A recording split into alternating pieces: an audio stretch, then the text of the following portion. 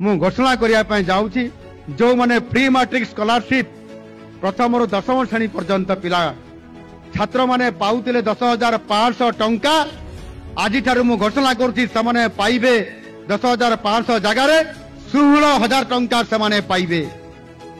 से बड़ी भाव में छात्री माने जो माने 11,000 टंका पाउथिले से माने एणिकी पाइबे आज लागू हब 17,000 टंका।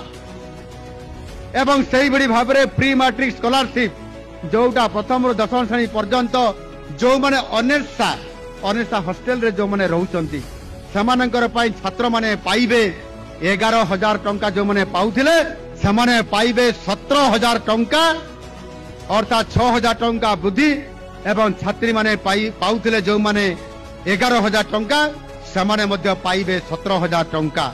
ये सुविधा समान को आज ठारू घोषणा करागला एई मंचरू सारा ओडिशार छात्र छात्री माने पाइबे।